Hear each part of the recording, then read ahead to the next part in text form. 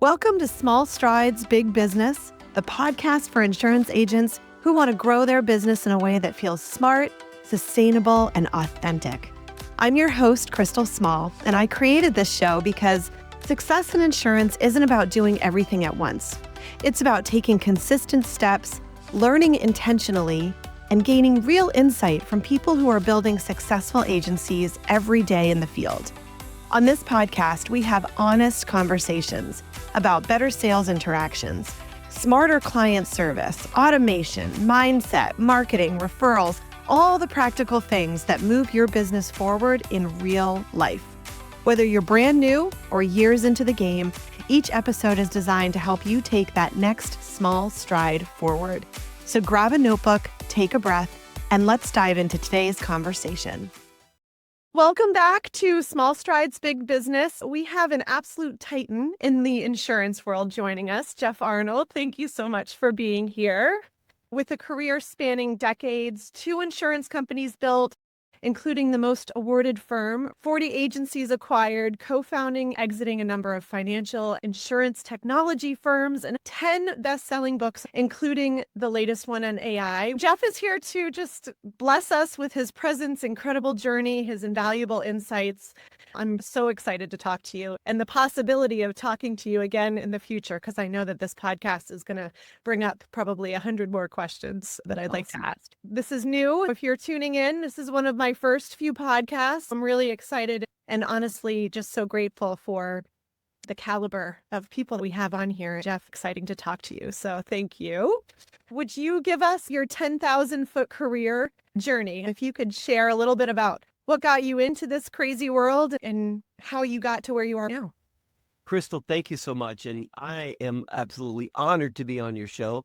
Excited to do this. I love these opportunities in a career in an industry that's just been blessed me more than I could ever imagine. I look forward to these kind of conversations. Firstly, thank you for inviting me. I'm excited to be here. I think if only my mom and wife could hear those accolades, my mother would be pleased, but my wife would be shocked. I'll leave it at that. How about we begin? Maybe it resonates with some of your listeners. I wouldn't submit to any of your listeners that you grow up desiring, coveting, wanting to be in the insurance industry, but unbeknownst to them, it's the industry of all things fun, sexy, exciting, and just plain awesome. Let's go back to I'm an aged man, let's just say the 70s.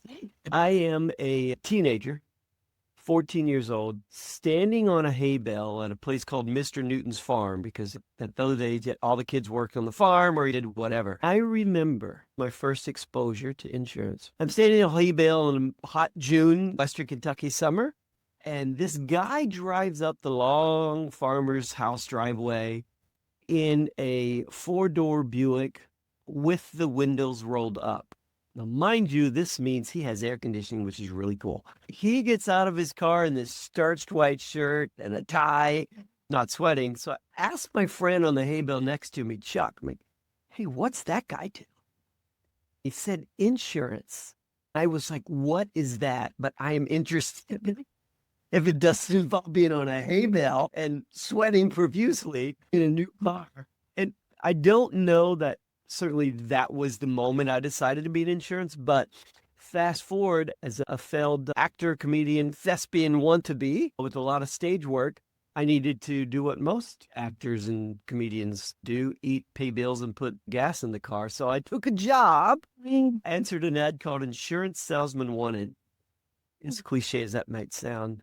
And that was 34 years ago. It's just been absolutely wonderful. That's how I got started. Not is about me, but hopefully that resonates with some of your listeners that don't know at what point seed is going to be planted in your life that germinates much later. And it was almost 9 years to the day that I saw that guy at 23. I was like, man, I literally am not making it on this theater or this acting gig. So I got to do something. Amazing. So you started answering a wanted ad in the newspaper, I'm assuming, back in the day when we read actual newspapers. And then you grew to this. How does that happen? How do you decide that? I don't know if you were going door to door in the beginning or what, but how did you get to the point where you have acquired 40 businesses and grown in so many areas? That is much less to do with me and more to do with great, wonderful men who poured into my life. Every successful person I know, many billionaires and lots of 100 millionaires, lots of successful people. I'm not trying to name drop or be somebody, just making sure that there's a synchronicity between me and your audience, that most successful people I know admit to standing over the shoulders of someone else or having someone pour into them. I had a chance to have two mentors before the one who really changed me, but my ego and my mind were such that I know more than I know, and I thought I could do it without them. Finally, a third person poured into me and really was a mentor and a leader. Two of those are two different men, and then a woman, Nancy Turner, who also really helped refine how I see operational efficiencies, how I move up through the balance sheet, the income statement, and acquire firms. And so how I got there was just sheer luck that enough people decided to keep pouring into me, even when I wasn't listening. The pivotal moment was a man named Michael Gerber. I sat at his feet for a number of years. He wrote the book, The E-Myth, Why Most Businesses Don't Work and What to Do About It. And as I am keenly involved in making it, packing it, shipping it, right, selling it, servicing it, quoting it, doing everything, he kept challenging me. And finally, when he raised his voice a little, I think my spine stood up and listened. I told him what I wanted to do, and he said, Jeffrey, you keep ignoring what I'm telling you. If you want to be what you want to be, you can't do all of it. You've got to learn to delegate. You have to develop your executive prowess and learn to get stuff done through other people. Now you can use AI to do a lot of it, but in the beginning, we had to do a lot through people. Nancy Turner, Michael Gerber, and a guy named Tim Hampton, who has an unequaled passion for insurance in his late 70s, early 80s. I still talk to him regularly. He literally transferred his passion for me about this industry. I spend time now speaking to college students and everyone. Again, when we're on shows like this, people are enamored, for lack of a better word. I bought 40 agencies, run 2 insurance companies, and had some good financial exits, which everyone wants to do, right? But it's not how it keeps score anymore. It keeps score by whose lives can I pour into? And I'm always telling people about the people who poured into my life. Really long-winded answer. A couple of things that come up for me there is, first of all, you don't get to where you are without figuring things out along the way. You mentioned that your mentor told you to stop selling insurance and start focusing on the business. That stuck with me. That was an aha moment, right? Absolutely. And thank you for that clarifying question. So that was Michael Gerber. And by the way, all of his books on the E-Myth Manager, E-Myth CFO, E-Myth Business Owner, they're all really good.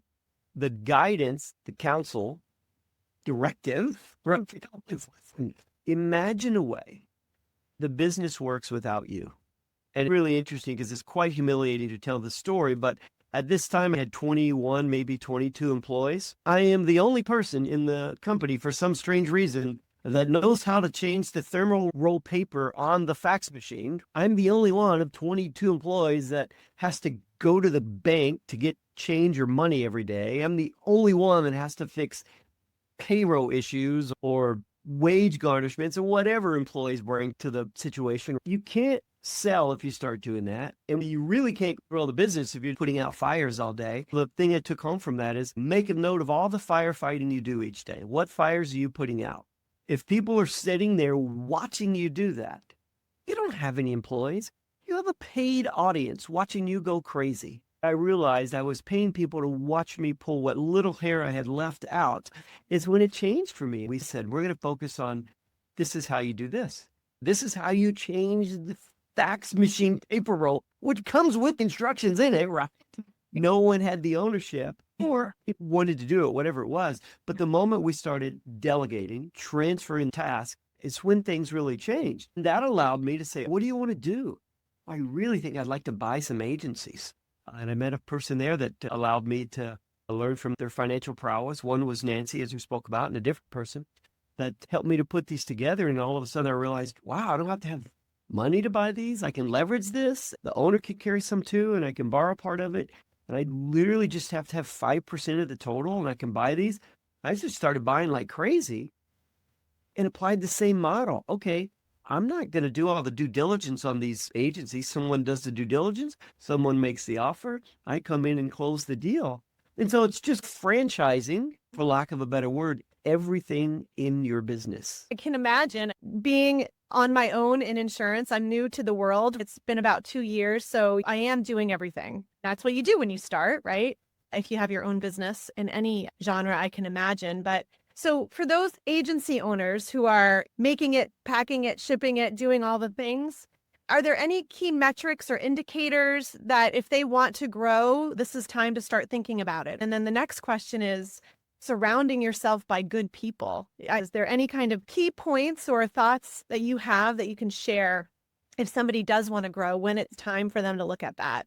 And then how do you surround yourself by good qualified people that you can offload some of that? The secret sauce is this. It's easy to hear it. And while I'm nodding affirmation, those listening or watching, the tough part is doing it, right? So here's my challenge to your listeners. Start your day doing the difficult things, because if you don't, you'll find yourself at the end of the day doing simple things that make you feel like you've accomplished much and you've really done nothing. Here's the second truth. Everyone listening is driven to distraction. You're trying to return to doing nothing. And that leads to a life of obsolescence and anonymity. If you want to be something, if you want to do something, you've got to do the difficult things first early in the morning, because everything else will find a way to pile on. And you've got to fight the brain that wants to return to doing nothing. It used to be to reading or driving around in the car, listening to tapes. Now it's just people do this endlessly, right? And so you have to fight that dopamine search with something that matters. And that's not preachy, that's just real. You'll find that if you wake up doing the difficult things, stop returning to nothingness and force yourself to get stuff done. That's a big leadership trait, first of all. Leaders, executives, people disrupting industries aren't spending hours a day in their email inbox or scrolling or being distracted with stuff that makes them feel good. They're challenging themselves to do the difficult things, have the tough conversations, make the call you don't want to make and get it done early. So that's the simple guidance there. It's not rocket science. It's changing you, changing us and who we are. Most self-employed people are working for a lunatic, the person looking back at them in the mirror. And they have to tell that lunatic, hey, you got to do the difficult things. So that, for me, that's easy. Do the difficult things. Stop trying to return to nothingness. Live a life of intentional thought and get stuff done. But 50-something folks on this call center, I fight with that every day. Why are you returning to nothingness? You could learn something new about the industry today. You got to fight that in everyone. Yeah, I know we're very busy, but not extremely productive, and that we fill our time with things that aren't moving us forward. We all conflate or confuse the word busyness with business. The second part to your question is with people, the number one thing I've learned is what's your passion and what do you want to do? Do you want to make a difference? What's your passion? What drives you? What moves you? No one is hired in our firm without a series of standards and benchmarks or an agreement, not a contract, an agreement that this is what you do. Here's the standards. Here's the benchmarks. It isn't come to me with an emergency because you failed to plan. So all of our people start with a full set of standards and benchmarks, but an Excel and a training program of 230 different platform pieces of this is how we do it here, right? This is how we greet people here. This is how we answer the phone. This is how you follow up. This is how you show up to work here. At 8:05, please go work for any of our competitors, because 7:59 is when you should be in at your computer ready to go. If you can't control your time, you can't control anything for us. This is an adult position. These are the standards that you have to meet, and this is what's expected of you. And guess what? Most people rise to the occasion. Getting the people is not as tough as you think. I know a lot of people are probably saying, yes, but I can't hire really high-paid executives. Neither could I. Neither could anyone, right? Only people that can are those raising a ton of money in the capital markets, but they don't have all the say because they have to listen to the private equity and the venture capital folks say, I need more margin, I need this, I need that. You got a 2-year runway. So if you're self-employed and haven't taken capital from everyone, you're in the best place. You make all the decisions. You're still working for a lunatic, but now that you know you're a lunatic, right?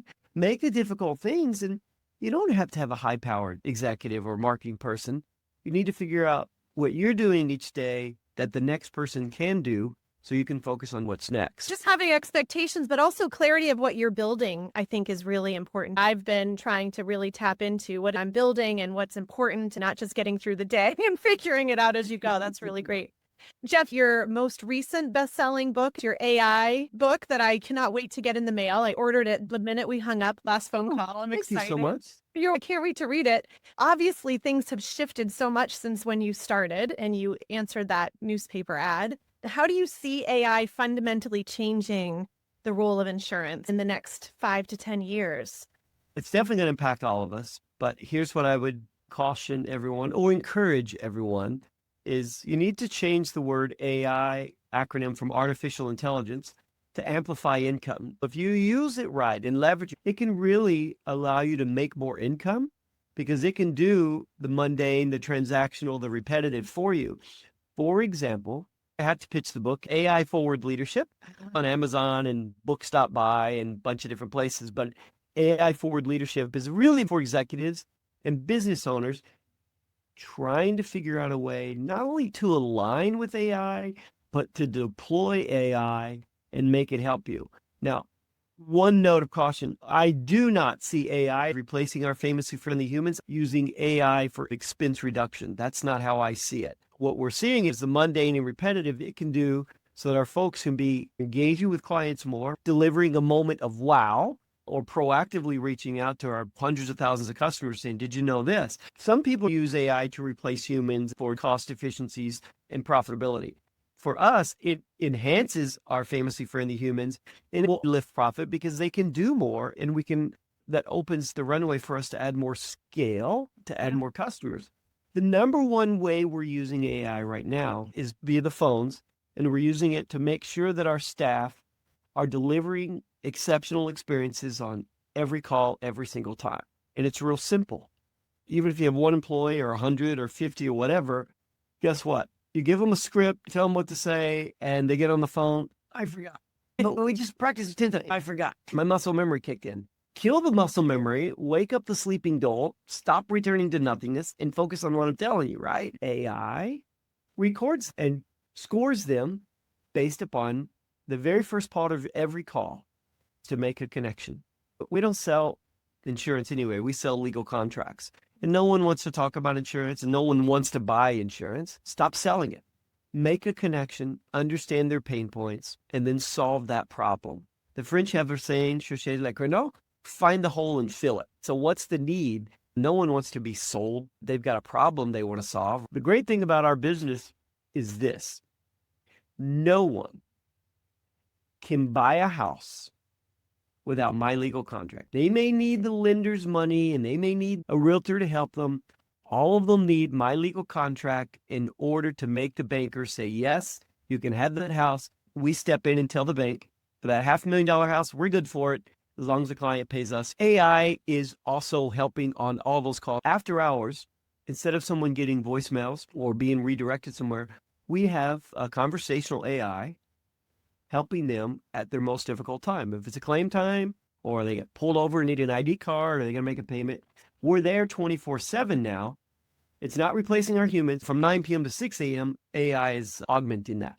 Yeah, I love that. I think either people are all in with AI or they are really skeptical of it. It's not new, but it's new. And understanding the depth and breadth of what you have available, not to replace humans. I think I absolutely agree with you there, but coaching them, which is what they're doing with those calls, is phenomenal. A personal mentor listening to a call every once in a while just doesn't have the bandwidth to do. I know that you are a large company, but if you were to talk to a Crystal out there or somebody who's works on their own or has maybe up to 10 employees, what would your advice and recommendations be to start to dip your toe into this world of AI to help them move forward and spend more productive time?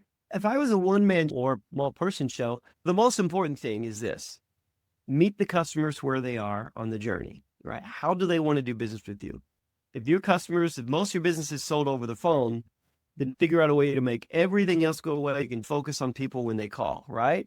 If your business requires you to be known in the social media world or the search world, there's plenty of AI platforms that will 5 times a week on all the platforms, even Google. It will post all of your reviews or auto respond to your reviews. AI automatically does that. So why are you writing blogs? Why are you posting to social media? AI can do that and do it better and more consistently. I always get a huge rush of anxiety after when I hate just promoting me or my company. I get consumed with anxiety if I have to beat my own chest all the time. AI doesn't have that problem. It can tell how great your company is 15 times a week and is not thinking twice about it. So that is one way I would leverage AI. We use a company called Applica Solutions. No secret. They post on our brand's social media. We set it 3 to 7 times a week. We use other firms to write our blogs. At any rate, I would get engaged with an AI firm that does that. And that's how I would leverage it. But the most important part before buying anything new or incurring new expenses, meet the customer where they are. Study and figure out, how do they get into my funnel? Where do they fall out? And then what fixes that problem first? Because the people you're selling, you know how they get in, those are successful. But what about those who aren't? Where are they falling out? And if in fact you find that it's the follow-up, because you just can't get to them, set an automated response follow-up. Maybe record videos and have them delivered at 1-day intervals, just telling them small snippets about your stuff. It's about nurturing that lead. I know we've moved into sales, but it's about nurturing that lead and meeting the customer where they are. It doesn't mean that AI is answering the phone or trying to sell it, but AI can write all the blogs, coach you along the way. Hopefully that's some help. Somebody recently told me you don't have a business if you don't have cash flow. If you can't focus on things bringing in more clients and money, you're focusing on the wrong things or you're spending too much time in the wrong places. That's great. Awesome. Jeff, I really appreciate this time. You've promised more time. So I'm going to hold some of my questions. You've given so much advice. I almost feel silly asking for your last piece. If there is somebody that's coming in and wondering, is insurance for me? Is this a place where I can be successful? Am I going to have a passion for it? Do you have any advice for those new people? I love this. There exists in our industry a need that satisfies any personality type. So if I can just dive a little deeper, let's just say that you're such an introvert that you have to look at your own shoes when you're talking to someone because you can't look at them or up or whatever. I would suggest that you're probably great at spreadsheets and numbers and figuring out workflows. We need you in analytics. We need you in our actuarial side of the business.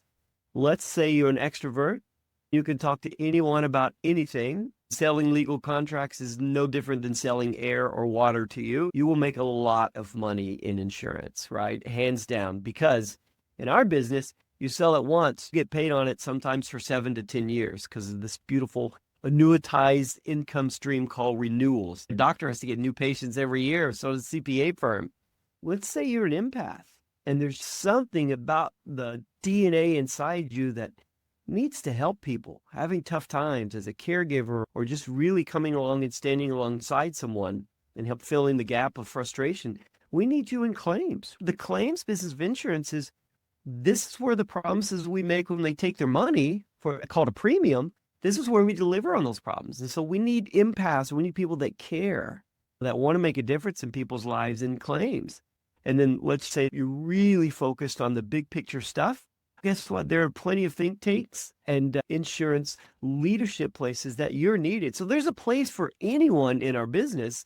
It's a great industry. What a great conversation, Jeff. I really appreciate you, your wisdom, how you're leveraging AI, the shift that you made in your business, and just gave me so much to think about. I really appreciate you being here, sharing your time. And to our listeners, whether it's embracing new tech or refining your sales approach or just trying to figure out where you belong, we are excited to have you. Hopefully we'll keep adding value for you with Small Strides Big Business. Thanks so much. Thank you for spending time with me today on Small Strides Big Business. I hope this conversation gave you some clarity, confidence, or one new idea to move your agency forward. If you enjoyed today's episode, make sure to follow or subscribe and share it with another agent who could benefit. You'll find links, tools, and helpful resources in the show notes, along with ways to connect or ask questions. I'm Crystal Small, and remember, every small stride you take today builds the foundation for long-term confidence, stability, and growth in your business. I can't wait to talk with you again on our next episode.